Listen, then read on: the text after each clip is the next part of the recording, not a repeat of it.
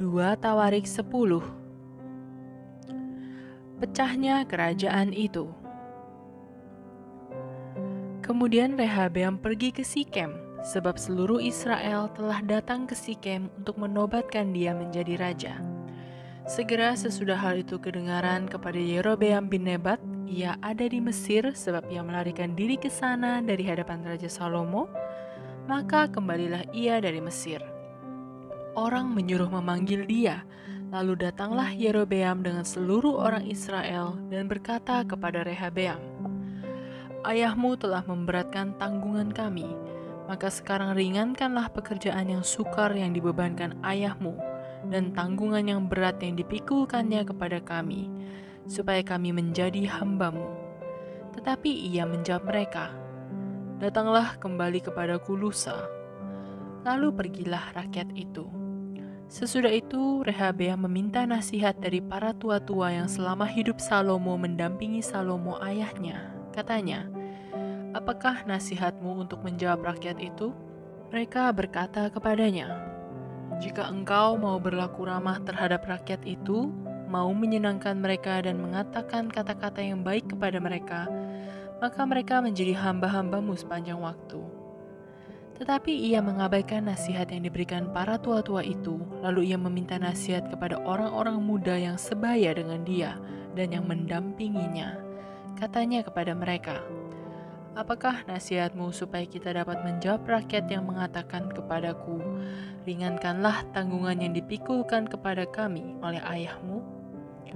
Lalu orang-orang muda yang sebaya dengan dia itu berkata, "Beginilah harus kau katakan kepada rakyat yang telah berkata kepadamu, 'Ayahmu telah memberatkan tanggungan kami, tetapi engkau ini berilah keringanan kepada kami.' Beginilah harus kau katakan kepada mereka, 'Kelingkingku lebih besar daripada pinggang ayahku. Maka sekarang ayahku telah membebankan kepada kamu tanggungan yang berat, tetapi aku akan menambah tanggungan kamu. Ayahku telah menghajar kamu dengan cambuk, tetapi aku akan menghajar kamu dengan cambuk yang berduri besi." Lusanya datanglah Yerobeam dengan segenap rakyat kepada Rehabeam seperti yang dikatakan raja, "Kembalilah kepadaku lusa." Raja Rehabeam menjawab mereka dengan keras. Ia telah mengabaikan nasihat para tua-tua. Ia mengatakan kepada mereka menurut nasihat orang-orang muda, "Ayahku telah memberatkan tanggungan kamu, tetapi aku akan menambahnya. Ayahku telah menghajar kamu dengan cambuk, tetapi aku akan menghajar kamu dengan cambuk yang berduri besi." Jadi raja tidak mendengarkan permintaan rakyat, sebab hal itu merupakan perubahan yang disebabkan Allah, supaya Tuhan menepati firman yang diucapkannya dengan perantaraan Ahia orang Silo kepada Yerobeam bin Nebat. Setelah seluruh Israel melihat bahwa raja tidak mendengarkan permintaan mereka, maka rakyat menjawab raja, "Bagian apakah kita dapat daripada Daud? Kita tidak memperoleh warisan dari anak Isai itu. Masing-masing ke kemahmu, hai orang Israel. Uruslah sekarang rumahmu sendiri, hai Daud." Maka pergilah seluruh orang Israel ke kemahnya, sehingga Rehabeam menjadi raja hanya atas orang Israel yang diam di kota-kota Yehuda. Kemudian Raja Rehabeam mengutus Hadoram yang menjadi kepala Rodi, tetapi orang-orang Israel melontari dia dengan batu sehingga mati. Bahkan Raja Rehabeam hampir-hampir tidak dapat menaiki keretanya untuk melarikan diri ke Yerusalem. Demikianlah mulanya orang Israel memberontak terhadap keluarga Daud sampai hari ini. 2 Tawarik 11. Ketika Rehabeam datang ke Yerusalem, ia mengumpulkan kaum Yehuda dan Benyamin, 180.000 teruna yang sanggup berperang untuk memerangi orang Israel dengan maksud mengembalikan kerajaan itu kepadanya. Tetapi datanglah firman Tuhan kepada Semaya abdi Allah, demikian, "Katakanlah kepada Rehabeam anak Salomo raja Yehuda dan kepada segenap orang Israel di Yehuda dan di Benyamin demikian, beginilah firman Tuhan, janganlah kamu maju dan janganlah kamu berperang melawan saudara-saudaramu. Pulanglah masing-masing ke rumahnya, sebab akulah yang menyebabkan hal ini terjadi." Maka mereka mendengarkan firman Tuhan dan pulang dengan tidak pergi menyerang Yerobeam. Raja Rehabeam, pengokohan kerajaan keluarga raja. Rehabeam diam di Yerusalem dan memperkuat kota-kota kubu di Yehuda. Ia memperkuat Bethlehem, Etam, Tekoa, Betzur, Soko, Adulam, Gad, Mares, Zif, Adoraim, Lakis, Azeka, Zora, Ayalon, dan Hebron, yang terletak di Yehuda dan di Benyamin sebagai kota-kota berkubu. Ia memperkokoh kota-kota kubu itu dan menempatkan di situ kepala-kepala pasukan dengan persediaan makanan, minyak, dan anggur. Perisai dan tombak pun disediakan di tiap-tiap kota. Ia membuat kota-kota itu amat kokoh. Demikianlah Yehuda dan Benyamin menjadi daerah kekuasaannya. Para imam dan orang Lewi di seluruh Israel datang menggabungkan diri dengan dia dari daerah-daerah kediaman mereka. Sebab orang Lewi meninggalkan tanah penggembalaan dan milik mereka, lalu pergi ke Yehuda dan Yerusalem. Oleh karena Yerobeam dan anak-anaknya melarang mereka memegang jabatan imam Tuhan, dan mengangkat bagi dirinya imam-imam untuk bukit-bukit pengorbanan, untuk jin-jin, dan untuk anak-anak lembu jantan yang dibuatnya. Dari segenap suku Israel orang datang ke Yerusalem mengikuti orang-orang Lewi itu, yakni orang yang telah membulatkan hatinya untuk mencari Tuhan Allah Israel. Dan mereka datang untuk mempersembahkan korban kepada Tuhan Allah nenek moyang mereka. Demikianlah mereka memperkokoh kerajaan Yehuda dan memperkuat pemerintahan Rehabeam bin Salomo selama 3 tahun. Karena selama 3 tahun mereka hidup mengikuti jejak Daud dan Salomo. Rehabeam mengambil Mahalat anak Yerimot bin Daud dan Abihail binti Elhiab bin Isai menjadi istrinya, yang melahirkan baginya anak-anak lelaki ini, Yus, Semaria, dan Zaham. Sesudah Mahalat ia mengambil Maakah anak Absalom menjadi istrinya, yang melahirkan baginya Abia, Atai, Ziza, dan Selomit. Rehabeam mencintai Maakah anak Absalom itu lebih daripada semua istri dan gundiknya. Ia mengambil 18 istri dan 60 gundik dan memperanakkan 28 anak laki-laki dan 60 anak perempuan. Rehabeam mengangkat Abia anak Maakah sebagai pemuka, yakni sebagai pemimpin di antara saudara-saudaranya, karena ia bermaksud menjadikan dia raja. Oleh sebab itu, ia mengambil kebijaksanaan untuk menyebarkan semua anaknya yang lain ke seluruh daerah Yehuda dan Benyamin, ke segala kota kubu. Ia memberikan mereka makanan dengan limpahnya dan menyediakan bagi mereka banyak istri. 2 Tawarik 12. Sisak menyerang Yerusalem. Rehabeam beserta seluruh Israel meninggalkan hukum Tuhan ketika kerajaannya menjadi kokoh dan kekuasaannya menjadi teguh. Tetapi pada tahun kelima zaman Raja Rehabeam, majulah Sisak Raja Mesir menyerang Yerusalem, karena mereka berubah setia terhadap Tuhan. Dengan 1.200 kereta dan 60.000 orang berkuda, sedang rakyat yang mengikutinya dari Mesir, yakni orang Libya, orang Suki, dan orang Ethiopia, tidak terhitung banyaknya. Ia merebut kota-kota benteng yang di Yehuda, bahkan mendekati Yerusalem. Nabi Semaya datang kepada Rehabeam dan pemimpin-pemimpin Yehuda yang berkumpul di Yerusalem berhubung dengan ancaman Sisak, dan berkata kepada mereka, "Beginilah firman Tuhan, kamu telah meninggalkan aku, oleh sebab itu aku pun meninggalkan kamu juga dalam kuasa Sisak." Maka pemimpin-pemimpin Israel dan raja merendahkan diri dan berkata, "Tuhanlah yang benar." Ketika Tuhan melihat bahwa mereka merendahkan diri, datanglah firman Tuhan kepada Semaya, bunyinya, "Mereka telah merendahkan diri. Oleh sebab itu, aku tidak akan memusnahkan mereka. Aku segera akan meluputkan mereka dan kehangatan murkaku tidak akan dicurahkan atas Yerusalem dengan perantaraan Sisak. Tetapi mereka akan menjadi hamba-hambanya, supaya mereka tahu membedakan antara mengabdi kepadaku dan mengabdi kepada kerajaan-kerajaan duniawi." Maka majulah Sisak Raja Mesir itu menyerang Yerusalem.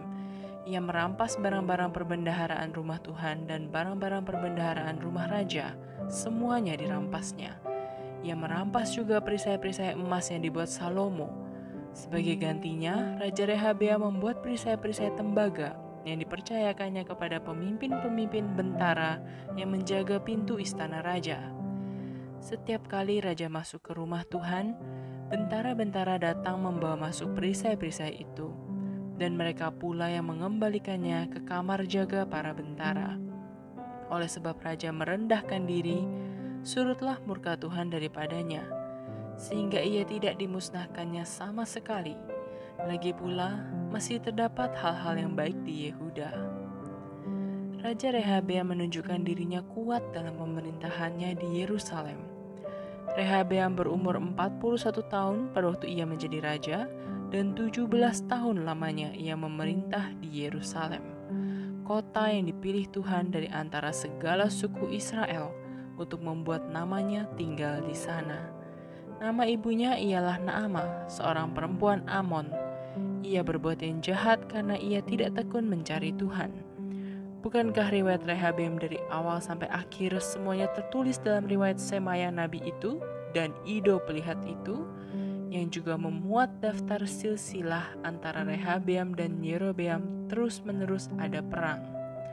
Kemudian Rehabeam mendapat perhentian bersama-sama dengan nenek moyangnya, dan ia dikuburkan di kota Daud. Maka Abia anaknya menjadi raja menggantikan dia. 2 Tawarik 13. Raja Abia. Dalam tahun ke-18 zaman Raja Yerobeam, menjadi rajalah Abia atas Yehuda. 3 tahun lamanya ia memerintah di Yerusalem. Nama ibunya ialah Mikaya, anak Uriel dari Gibea. Dan ada perang antara Abia dan Yerobeam. Abia memulai perang dengan pasukan pahlawan-pahlawan perang yang jumlahnya 400.000 orang pilihan. Sedangkan Yerobeam mengatur barisan perangnya melawan dia dengan 800.000 orang pilihan, pahlawan-pahlawan yang gagah perkasa.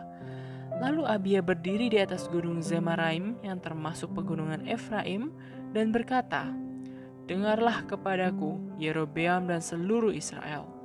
Tidakkah kamu tahu bahwa Tuhan Allah Israel telah memberikan kuasa kerajaan atas Israel kepada Daud dan anak-anaknya untuk selama-lamanya dengan suatu perjanjian garam? Tetapi Yerobeam bin Nebat, hamba Salomo bin Daud, telah bangkit memberontak melawan tuannya. Petualang-petualang, orang-orang Dursila berhimpun padanya. Mereka terlalu kuat bagi Rehabeam bin Salomo yang masih muda dan belum teguh hati, dan yang tidak dapat mempertahankan diri terhadap mereka. Tentu kamu menyangka bahwa kamu dapat mempertahankan diri terhadap kerajaan Tuhan yang dipegang keturunan Daud, karena jumlah kamu besar, dan karena pada kamu ada anak lembu emas yang dibuat Yerobeam untuk kamu menjadi Allah.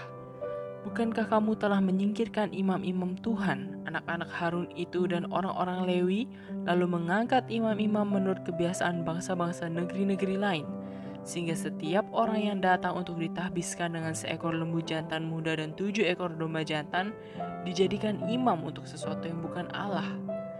Tetapi kami ini, Tuhanlah Allah kami, dan kami tidak meninggalkannya. Dan anak-anak Harunlah yang melayani Tuhan sebagai imam, sedang orang Lewi menunaikan tugasnya, yakni setiap pagi dan setiap petang mereka membakar bagi Tuhan korban bakaran dan ukupan dari wangi-wangian, menyusun roti sajian di atas meja yang tahir, dan mengatur kandil emas dengan pelita-pelitanya untuk dinyalakan setiap petang. Karena kamilah yang memelihara kewajiban kami terhadap Tuhan Allah kami, tetapi kamulah yang meninggalkannya. Lihatlah, pada pihak kami Allah yang memimpin, sedang imam-imamnya siap meniup tanda serangan terhadap kamu dengan nafiri isyarat-isyarat. Hai orang Israel, jangan kamu berperang melawan Tuhan Allah nenek moyangmu, karena kamu tidak akan beruntung." Tetapi Yerobeam mengirim suatu pasukan penghadang yang harus membuat gerakan keliling supaya sampai di belakang mereka, sehingga induk pasukannya berada di depan Yehuda dan pasukan-pasukan penghadang di belakang mereka. Ketika Yehuda menoleh ke belakang, Lihatlah, mereka harus menghadapi pertempuran dari depan dan dari belakang. Mereka berteriak kepada Tuhan, sedang para imam meniup nafiri dan orang-orang Yehuda memekikkan pekik perang.